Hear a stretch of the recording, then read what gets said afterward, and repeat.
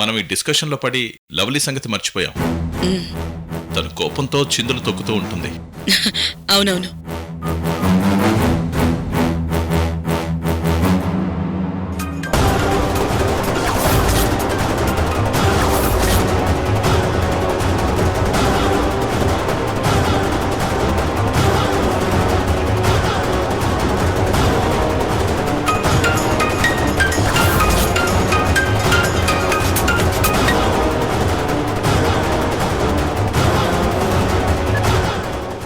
గోవింద్, లవ్లీకి కోపం వచ్చినట్టుంది. Phone lift చేయట్లేదు. తెలిసిందే కదా మేడం, ఇప్పుడు మీరు వెళ్ళి బ్రతిమలాడితే తప్ప ఒప్పుకోదు. రోజు రోజుకి చిన్నపిల్ల అయిపోతుంది. నేను టైంకొచ్చి పికప్ చేసుకోలేదని ఫోన్ లిఫ్ట్ చేయడం లేదు. అతయ్య, నన్ను వెళ్ళమంటారా? వద్దు బావా, ఇప్పుడు మేడం వెళ్ళడమే కరెక్ట్. మనలో ఎవరు వెళ్ళినా కూడా ఇల్లు పీకి పందిరేస్తుంది. అవునవును. ఇప్పుడు కాలేజ్ టైం అయిపోయింది కదా, లవ్లీ ఇంటికి వెళ్ళిపోయి ఉంటుంది. వెళ్ళి ఉండదు మేడం, కోపంతో రగిలిపోతూ అక్కడే ఉండుంటుంది. సరే పదండి, కాలేజ్కి వెళ్దాం. అత్తయ్య, మనం ఇప్పుడు కాలేజీకి వెళ్ళడం కంటే ఇంటికి వెళ్ళడమే better. Correct madam, lovely college నుంచి ఇంటికి వచ్చేసి కోపంతో మీకోసం ఎదురు చూస్తూ ఉంటుంది. సరే సరే, ఇంటికి వెళ్దాం పదండి.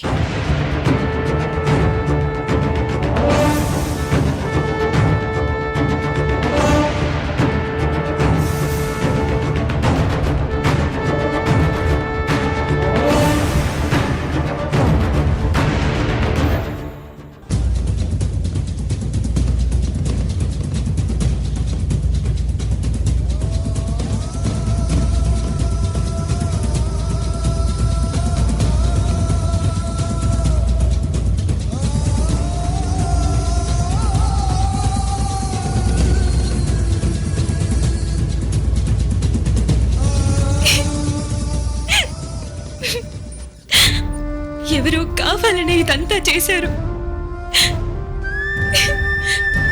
నన్ను బాధ పెట్టి ఏడిపించడానికే చాలా పెద్ద ప్లాన్ వేశారు.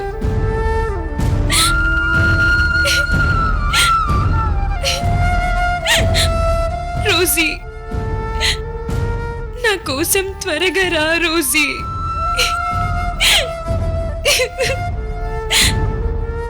ఏడు రోజులు నేను ఇక్కడే ఉండాలా?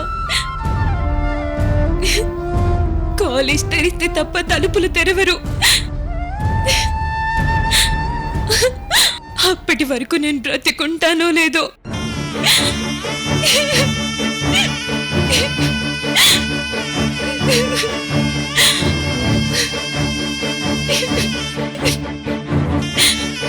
రోజీ, మళ్ళీ నిన్ను చూస్తానో లేదో. తెలియక నిన్నెప్పుడైనా బాధ పెట్టుంటే నన్ను క్షమించు. మళ్ళీ జన్మంటూ ఉంటే నీ కడుపునే పుడతాను. నీ రుణం తీర్చుకుంటాను.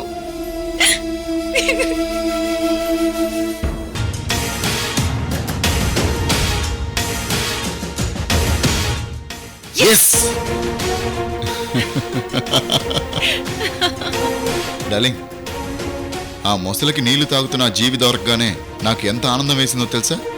నాకు తెలుసు, ఎందుకంటే నాది కూడా సేమ్ ఫీలింగ్. మనిద్దరం made for each other. Malini, మన జీవితంలోనే ఒక పెద్ద ప్రాజెక్ట్ టేకప్ చేశా. దాన్ని జాగ్రత్తగా పూర్తి చేయాలి. చేస్తాం రవి, ఖచ్చితంగా పూర్తి చేస్తాం. నాకెప్పటి నుంచో ఒక ఆశ ఉంది మాలిని.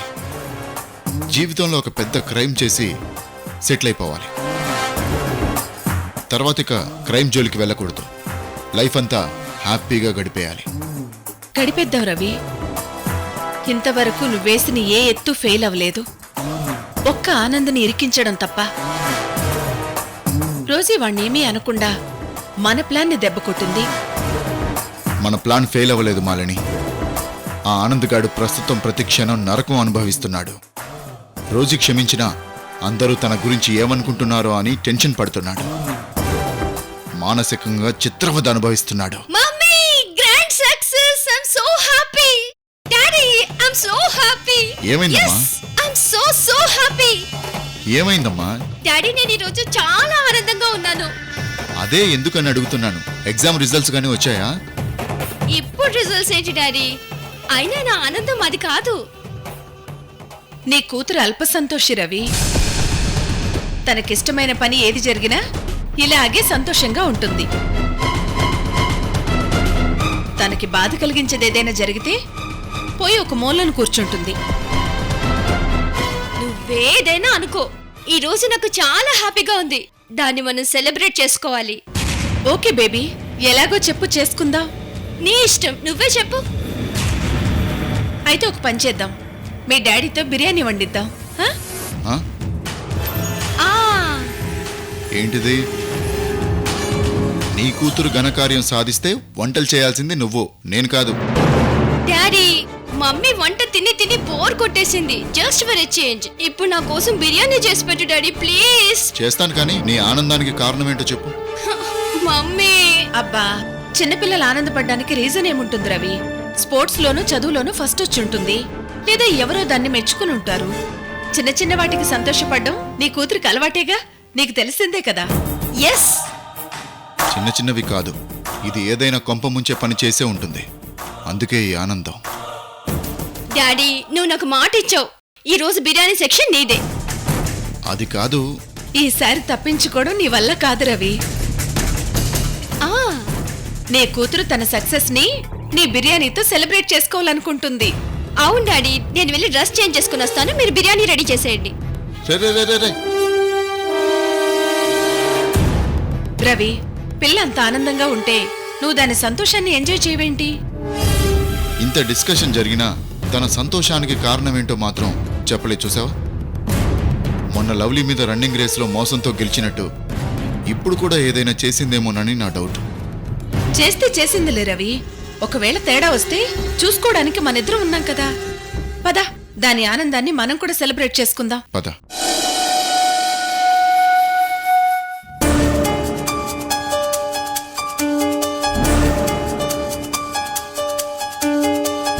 ఏంటి లవ్లీ కాలేజ్ నుంచి ఇంకా రాలేదు? అమ్మ గాని అన్నయ్య గాని కాలేజ్కి వెళ్ళడం మర్చిపోయారా? మహా, అమ్మా, లవ్లీని తీసుకురాలేదా? ఏంటి ఇంకా లవ్లీ ఇంటికి రాలేదా?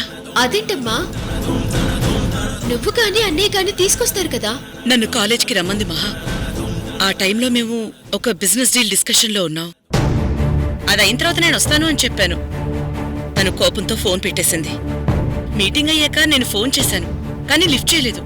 కోపంతో అక్కడే ఉండుంటుందమ్మా. ఓ, నువ్వే వెళ్ళి బతిమాలి తీసుకురా.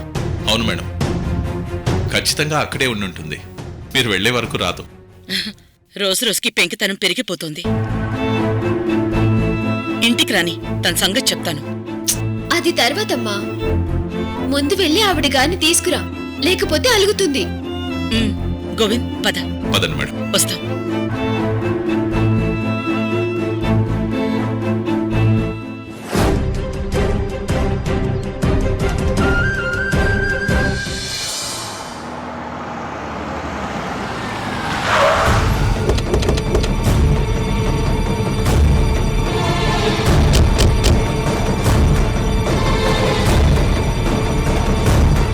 చుట్టుపక్కల క్రైమ్ రేట్ ఎక్కువగా ఉంది. Okay sir. ఒకసారి ఇక్కడ అంతా చెక్ చేయండి. అలాగే సార్. గంజాయి స్మగ్లర్లు గానీ ఉమెన్ ట్రాఫికింగ్ గానీ జరుగుతుంటే వెంటనే చెప్పండి. Yes sir. వెళ్ళండి. Okay sir.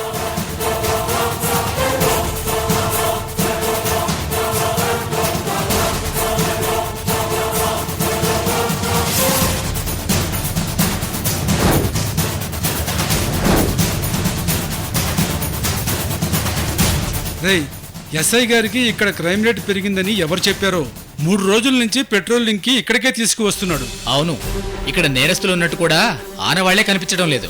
అలా చెప్తే ఎస్ఐ గారు ఊరుకోర్రా, వెతకాలి. వెతుకుదాం. రే, బ్యాగ్ ఎవరిదో? దాన్నేం చేసుకుంటాం, వదిలే.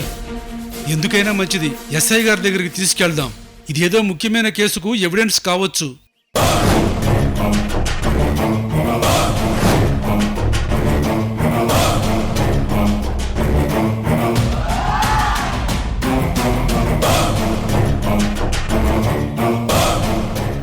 ఏముందంటారు? ఎవరికి తెలుసు, గంజాయి దగ్గర నుంచి మనిషి బాడీ పార్ట్స్ దాకా ఏమైనా ఉండొచ్చు.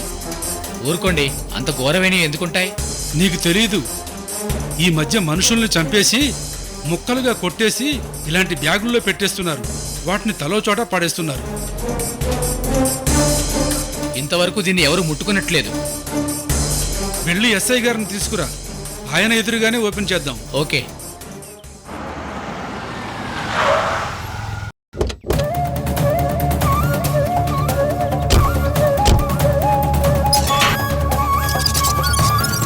మేడం, మీరేంటి ఇలా వచ్చారు? మా లవ్లీ ఇంకా ఇంటికి రాలేదండి. ఇక్కడ ఉందేమో చూడ్డానికి వచ్చాం. మేడం, ఈ రోజు కాలేజీ ఆఖరి రోజు, అందువల్ల పిల్లలంతా ముందే వెళ్ళిపోయారు. అందరూ వెళ్ళాకే ప్యూన్ తాళాలు వేశాడు. లేదు, తను ఇంకా ఇంటికి రాలేదు. నా కోసం ఎదురు చూస్తూ ఇక్కడే ఉండుంటుంది.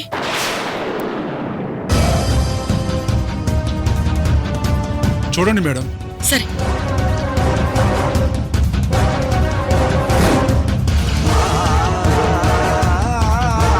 గోవింద్ మేడం, కనిపించిందా? కాలేజ్ బయట ఎక్కడ తను లేదు. ఉంటే లోపలే ఉండాలి. సార్, మా వాడు అన్ని రూమ్స్ చెక్ చేసే తాళాలు వేశాడు. తనే వాష్రూమ్ కో వెళ్ళి అక్కడే స్టక్ అయి ఉండిపోవచ్చు కదా. వెళ్ళి చూద్దాం పదా.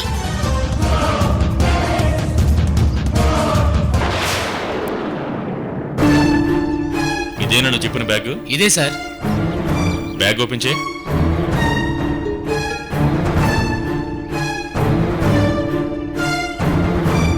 సార్, ఏదో ఉంది సార్. ఓపెన్ చేసి చూడేముందో.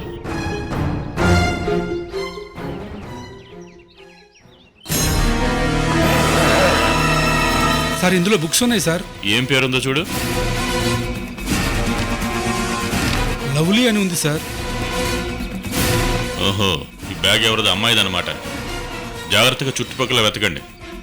ఏ అబ్బాయితోనైనా కలిసి ఎక్కడైనా కూర్చుని కబుర్లు చెప్తుందేమో. అంతా వెతికాం సార్, చుట్టుపక్కల ఎవరు లేరు. సార్, ఫోన్ కూడా ఉంది సార్.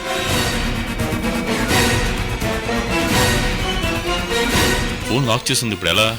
సార్, బ్యాగ్ ఇక్కడ వదిలి అమ్మాయి ఆత్మహత్య చేసుకోవడానికి వెళ్ళిందేమో సార్. అందుకే మిమ్మల్ని మొత్తం వెతకమన్నాను. ఇక్కడెక్కడా ఏ డెడ్ బాడీ లేదు సార్. అయితే ఇంకేదో జరిగి ఉంటుంది. అదేంటో ఈ ఫోన్ లాక్ ఓపెన్ చేస్తే తెలుస్తుంది.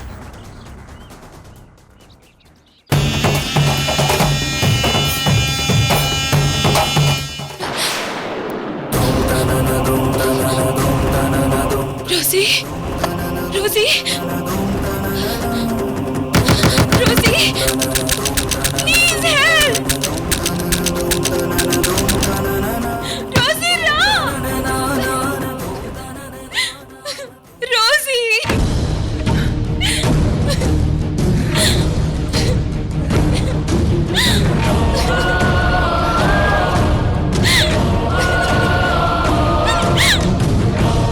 ఏం చేయాలో తెలియడం లేదు. నా కేకలు ఎవ్వరికీ వినపడ్డం లేదు.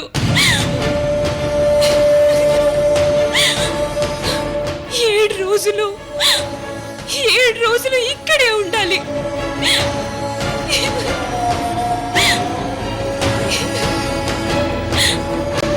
నో, నేను కనపడకపోతే మా రోజు ఊరుకోదు.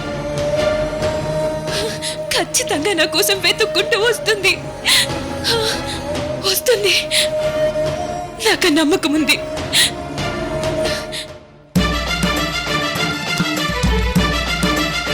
గోవింద్, లవ్లీ ఫోన్ కి ఫోన్ చేస్తూ ఉండు. తను ఇక్కడే ఉండుంటే మనకు వినపడుతుంది.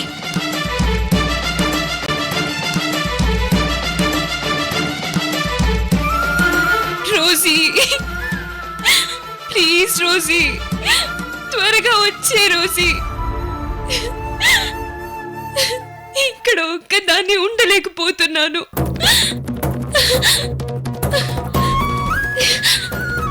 నాకు చాలా భయంగా ఉంది రోజీ.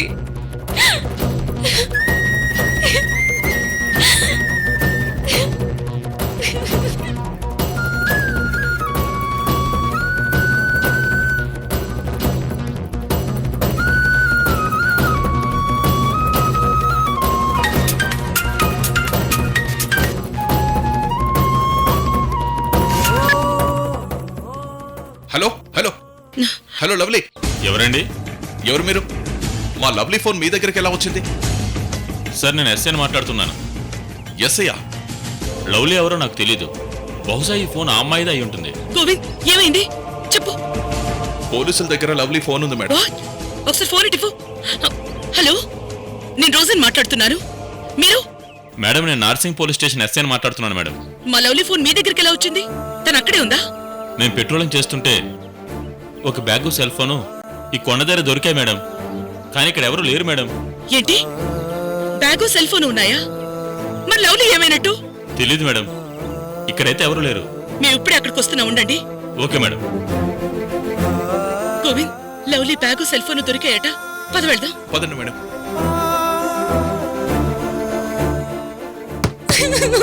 అమ్మా రోజీ, త్వరగా రా రోజీ. రేయ్, ఇది రోజీ గారి అమ్మాయి ఫోను. ఈ చుట్టుపక్కల ఎక్కడ ఉంటుంది, జాగ్రత్తగా వెతకండి. అలాగే సార్. అతయ్య, లవ్లీ కనిపించట్లేదంట కదా? అవును రవి, తను కాలేజ్ నుంచి మాయమైంది. తన బ్యాగు సెల్ ఫోను ఒక చోట పోలీసులకు దొరికాయట. పదండి అక్కడికి వెళ్దాం. పదండి. పదండి అతయ్య.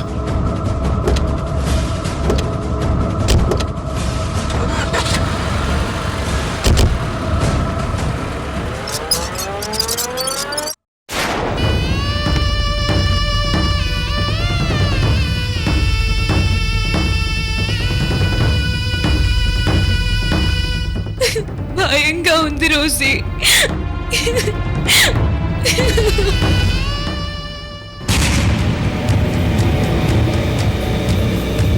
ఏమయ్యా, కనిపించిందా? లేదు సార్. ఇదేదో మన పేకకి చుట్టుకున్న కేసులా ఉంది. జాగ్రత్తగా ఉండండి. అలాగే సార్. ఏమైంది సార్? మాయమైంది రోజీ గారి ఇంటి అమ్మాయి. ఇప్పుడు అమ్మాయి దొరికేదాకా తిండి తిప్పలు ఉండవు. నమస్తే మేడం. నమస్తే. ఎస్ఐ గారు, మా లవ్లీ సెల్ ఫోన్ మీకు ఎక్కడ దొరికింది? ఇక్కడే మేడం, ఇదిగో ఈ బ్యాగ్ లో ఉంది. ఆ బ్యాగ్ ఇవ్వండి.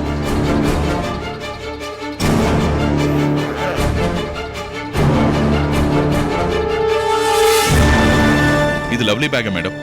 లవ్లీ బ్యాగు ఫోన్ ఇక్కడికి ఎలా వచ్చాయి? మేడం మేము రొటీన్గా చెక్ చేస్తుంటే ఇక్కడ ఈ బ్యాగ్ కనబడింది. చూస్తే లోపల సెల్ ఫోన్ ఉంది. బ్యాగ్ ఇక్కడే ఉందంటే లవ్లీ కూడా ఇక్కడెక్కడ ఉండుంటుంది. అంతా వెతికారా? మొత్తం వెతికాం మేడం, ఎక్కడ కనబడలేదు. ఇంతకీ తను ఎప్పటి నుంచి మిస్ అయింది? మామూలుగానే కాలేజ్కి వెళ్ళింది. ఈవినింగ్ తనని తీసుకురావడానికి నేను వెళ్ళలేదు. ఇంటికి వెళ్ళిపోయింది అనుకున్నాను, కానీ ఇంటికి కూడా వెళ్ళలేదు. మరి కాలేజీలో ఉండాల్సిన అమ్మాయి ఇక్కడికి ఎలా వచ్చింది మేడం? మా మీద కోపం వచ్చినప్పుడు అలిగి ఎక్కడైనా ఒంటరిగా కూర్చుంటుంది. ఈ రోజు కూడా అలాగే వచ్చిండొచ్చు. ఇలాంటి అవకాశం కోసం ఎదురు చూస్తున్న వాళ్ళు ఆమెను కిడ్నాప్ చేసి ఉండొచ్చు.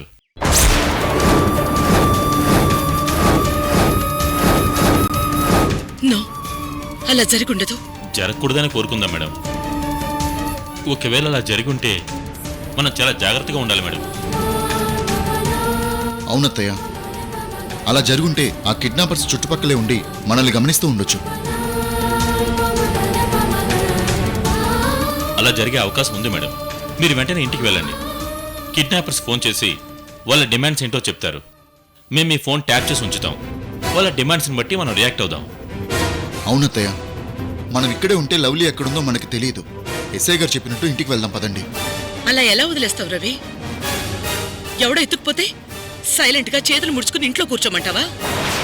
అది కాదు మేడం, ఎవరు తీసుకెళ్లారో తెలిసే వరకు వెతకడం తప్ప మనం ఏం చేయలేం. కాబట్టి లవ్లీని కిడ్నాప్ చేసుంటే వాళ్ళు కాల్ చేసే వరకు మనం ఓపికగా వెయిట్ చేస్తూనే మన ప్రయత్నాలు మనం చేద్దాం. మేడం, ఆ బ్యాగ్ సెల్ ఫోన్ మాకు వదిలేయండి. ఏవైనా ఆధారాలు దొరుకుతాయేమో చూస్తాం.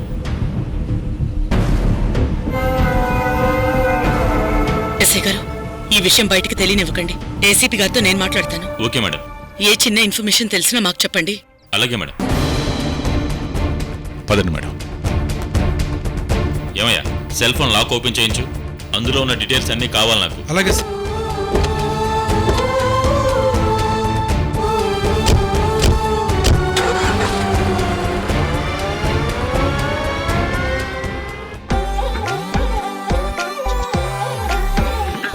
దాని కుడి భుజం మీద కడవా, దాని గుత్తపు రైకలు మరియా, అది రమ్మంట రాదుర సెలియా, దాని పేరే సరంగ దరియా.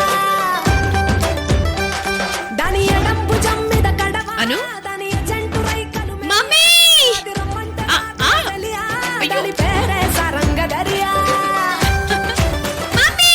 అబ్బబ్బబ్బబ్బబ్బా అర్థమైంది. ఆనందం ఎక్కువైతే ఇలా డాన్స్ చేస్తావు, ఇలా పిచ్చి పిచ్చిగా అరుస్తావు, కోపం వస్తే ఇంట్లో వస్తువులన్నీ పగలగొడతావు. ఇదంతా ఓకే గాని ఈ ఆనందానికి కారణమేంటో చెప్పు.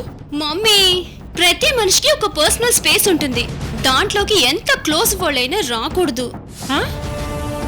పేరెంట్స్ కూడానా? ఆ ముఖ్యంగా రాకూడదు పేరెంట్సే. హ్మ్. మీ వయసులో మీ పేరెంట్స్ కి తెలియకుండా మీరు చేసిన చిలి పనులు మీకు తెలియకుండా మేం చేస్తున్నాం. ఇందులో తప్పేంటి? ఆహా. హ్మ్. నువ్వు మా కొంపేం ముంచడం లేదు కదా? మమ్మీ, నేను నీ కూతుర్ని. అలాంటి పనులు ఎప్పుడు చేయను.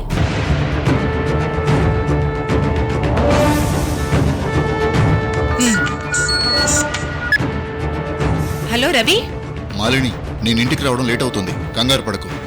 ఏమైంది? ఎందుకంత ఆందోళనగా ఉన్నావు? ఇక్కడ లవ్లీ కనపడటం లేదు. తన కోసం వెతుకుతున్నాం. వాట్? ఏమైంది? తెలీదు. కాలేజీకి వెళ్ళిన పిల్ల తిరిగి రాలేదు. అందరం వెతుకుతున్నాం. సరే సరే, తర్వాత మాట్లాడతాను. బాయ్. సరే. ఎవరు మమ్మీ? ఇంకెవరు? మీ డాడీ. ఆయనకి రావడం లేట్ అవుతుందంట. మనల్ని కంగారు పడొద్దని చెప్పారు. కంగారు పడ్డానికి డాడీ అన్న చిన్న పిల్లడా? ఇదేంటిది? వాళ్ళ డాడీ రావడం లేట్ అయితే ఎప్పుడొస్తారని ప్రాణం తీసేది ఇప్పుడేంటి పర్లేదంటుంది?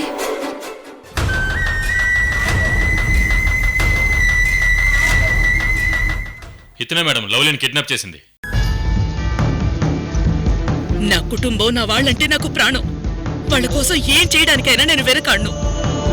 వాళ్ళందరి కోసం నా ప్రాణాలిమ్మన్నా ఇస్తాను. అలాంటిది వాళ్ళకి ఎవరి వల్లైనా ఆపద వస్తుందంటే నేను ఎవరైనా సరే వాళ్ళ ప్రాణాలు తీయడానికైనా వెనకాడ్ను.